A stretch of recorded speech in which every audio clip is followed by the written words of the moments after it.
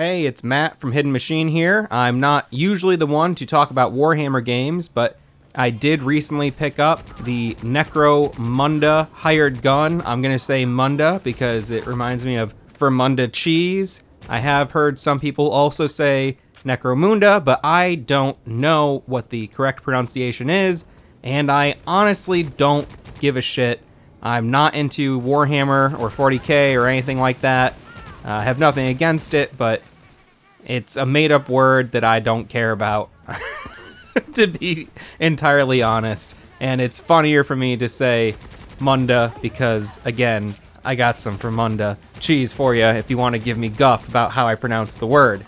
So today we're taking a look at Necromunda Hired Gun. And collecting the bounties as we take a deep look at Necromunda Hired Gun. I'm a few hours into the game, and I just wanted to do a quick, sort of rambling, off-the-cuff first impressions video to let you know what I think in case you're curious about checking it out, and you don't want to necessarily have everything laid out and spoiled for you, but you just want to know, hey, is this a game I'm gonna have a good time with? Well, I would say that if you're a fan of first-person shooters, especially more modern first-person shooters, there's a lot here that you could enjoy. I did notice as soon as I booted up the game, it says version 0.58333, which means they are not quite at a version 1.0. It's almost as if this is a covert early access title. I haven't seen it advertised as such, and I've only noticed, one Reddit post mentioning this. The first big patch did go live today, and I'll talk about that in a few minutes, but the game is going to continue to be patched and worked on, and I can't blame anyone for wanting to wait a little bit and see how those patches shake out. But in its current state, I'm having a pretty good time with the game so far. It's clearly a little bit janky, and you'll hear some of the same complaints throughout all the different reviews and posts and everything about the game.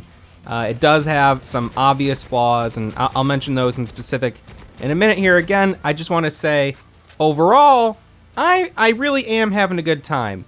Essentially, it's a mission-based sort of looter shooter where you start a mission, you enter an area, eventually you'll come upon a sort of arena type section with a lot of verticality and tunnels to slide through and perches and all sorts of places where you can engage in a big gun battle with a bunch of people that you are going to kill. At different points in the game, I was able to kind of like sneak up on enemies and snipe them. Sometimes I just went in, guns blazing. Sometimes I focused more on the glory kill style melee finishers, and this game is pretty obviously, to me, taking a lot of cues from Doom 2016 and possibly from Doom Eternal as well in terms of the overall pacing of the combat. It's not quite as confining as Doom Eternal is, where Doom Eternal wants you to play the game a certain way, and you gotta get in check with that. With this, it's obvious that there's a bunch of different ways to attack any battle, and I think you can have fun doing what you want to do, depending on your character and the build and the weapons you choose.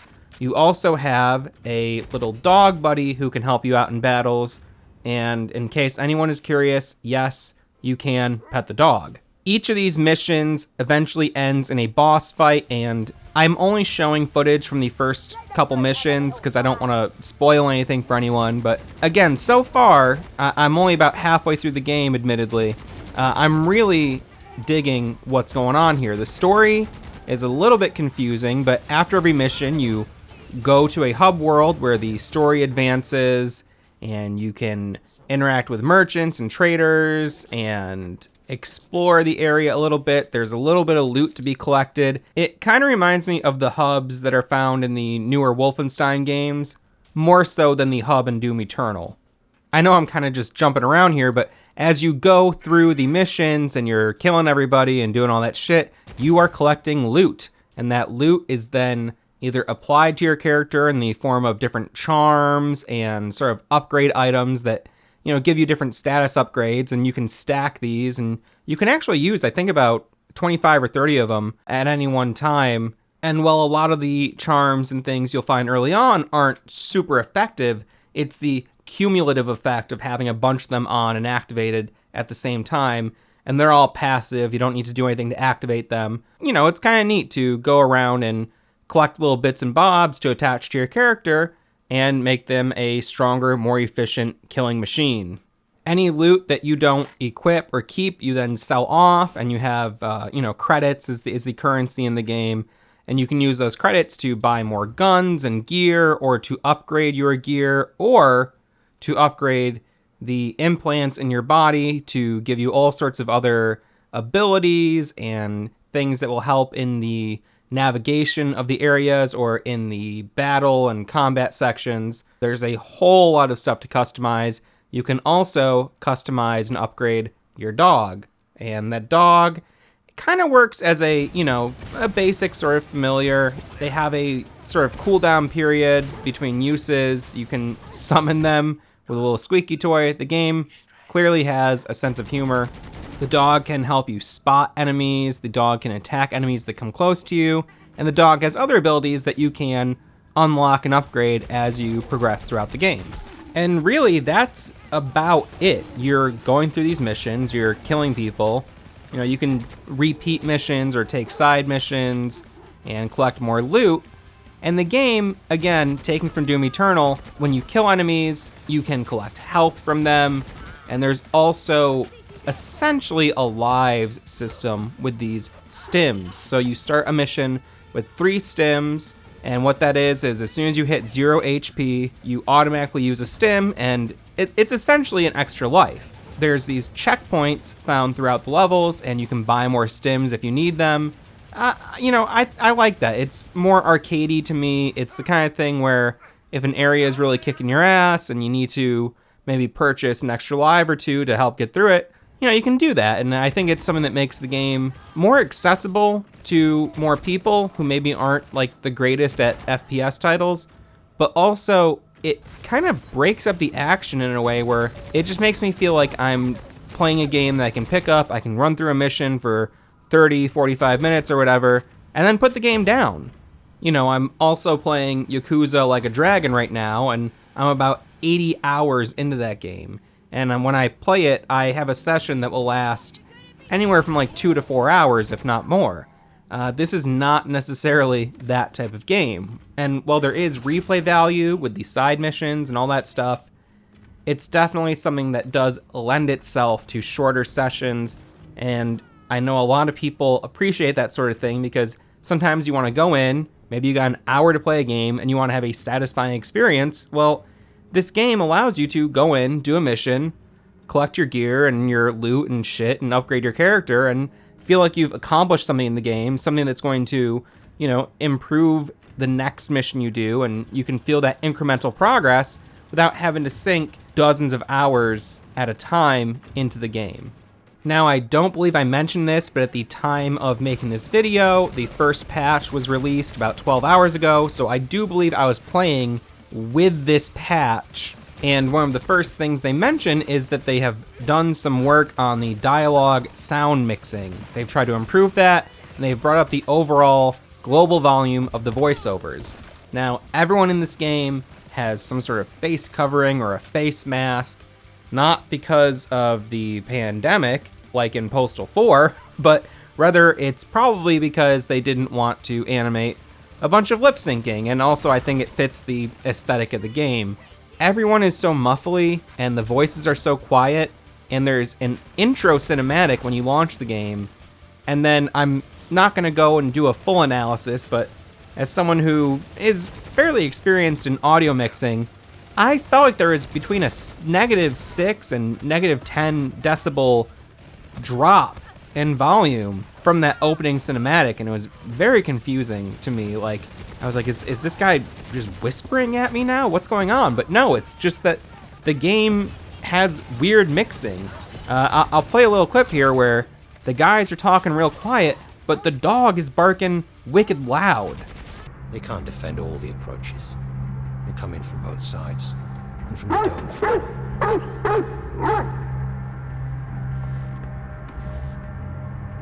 That's kind of the jankiness that you're hearing about in maybe some of these other reviews and posts about the game. The game is a little bit janky.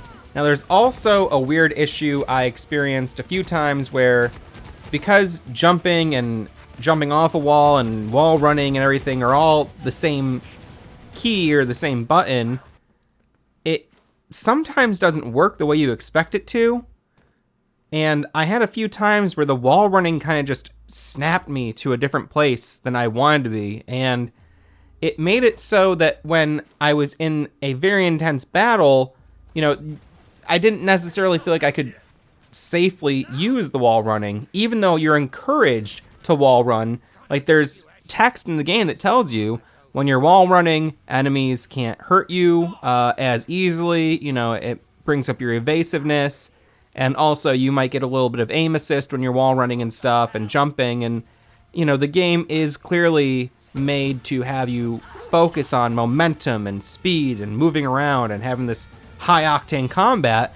But it's a little bit janky, and I do believe that it's something that they can fix. But at the present moment, it just sucks a little bit. It's not a game-breaking thing for me. It's just like, damn, I wish that didn't fuck up every once in a while. But these are the sorts of things that I personally don't mind overlooking when the game itself is still providing a fun experience.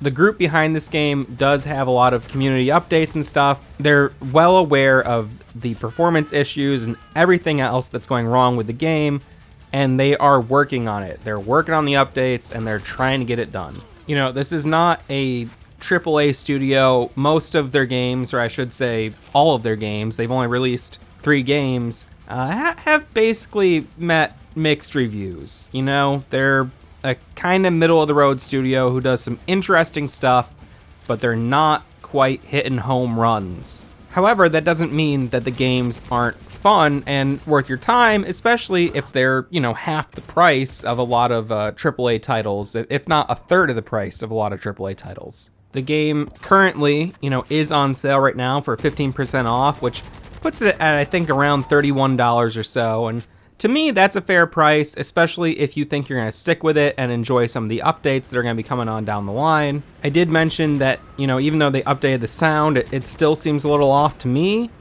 The other things I want to mention about the sound, though, are that the sound effects are fun, guns sound good and big, and I like it. And also, the soundtrack is very heavy metal, modern metal. It works. It's dumb, it's generic.